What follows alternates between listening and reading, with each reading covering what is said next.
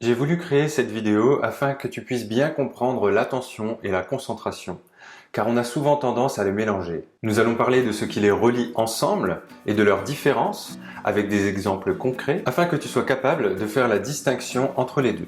C'est important de rester jusqu'à la fin de cette vidéo de présentation de l'attention et de la concentration pour bien les comprendre.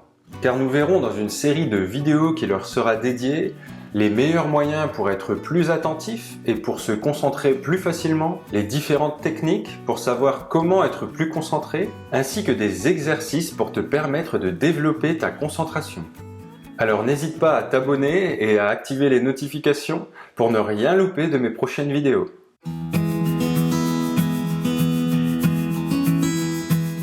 L'attention, c'est quoi? C'est un réflexe. Les sollicitations extérieures peuvent nous attirer malgré nous.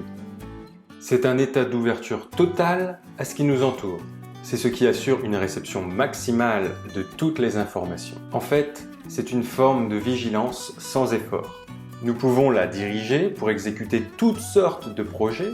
Ce geste sera donc essentiel à n'importe quelle forme d'apprentissage. Mais qu'est-ce que c'est que être attentif? C'est faire exister l'information nouvelle dans son esprit par un acte volontaire d'écoute et de regard. Être attentif permet de se focaliser, de renoncer à certaines choses pour s'occuper des autres. C'est un phénomène d'inhibition de ce qui est parasite ou de ce qui n'est pas pertinent.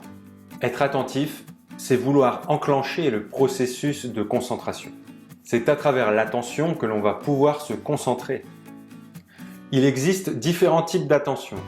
L'attention sélective, c'est la capacité à sélectionner une source d'information parmi toutes les autres.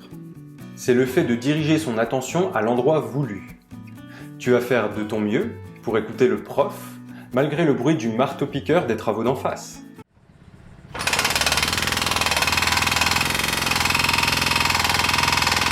L'attention partagée, c'est pouvoir traiter simultanément plusieurs sources d'informations.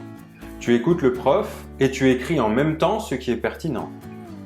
Cependant, il est très difficile de partager son attention entre deux stimuli de même nature.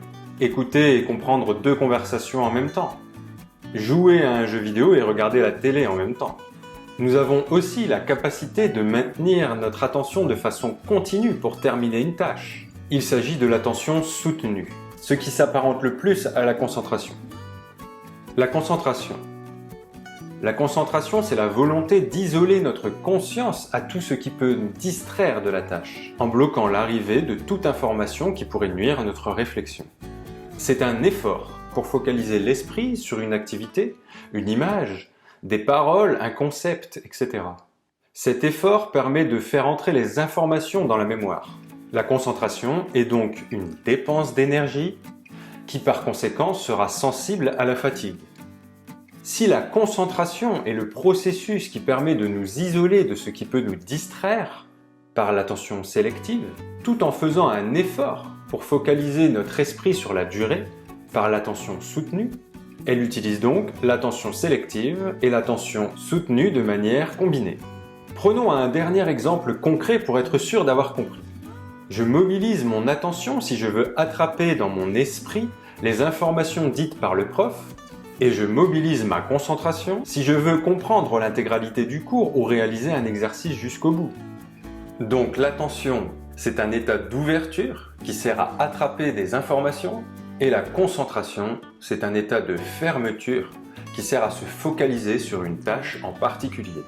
J'espère que pour toi, les notions d'attention et de concentration sont plus claires maintenant. Dans la vidéo suivante, nous verrons le fonctionnement de l'inattention et des difficultés de concentration, et je t'apprendrai la technique en 3 étapes pour rester attentif et concentré.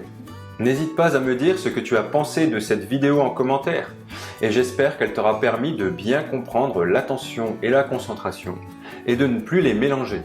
Si le sujet t'intéresse, abonne-toi et active les notifications pour ne rien louper de cette série de vidéos sur la concentration.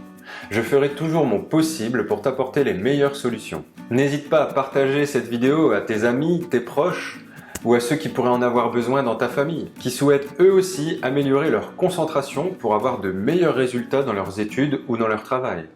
En attendant, je te dis à bientôt dans la prochaine vidéo.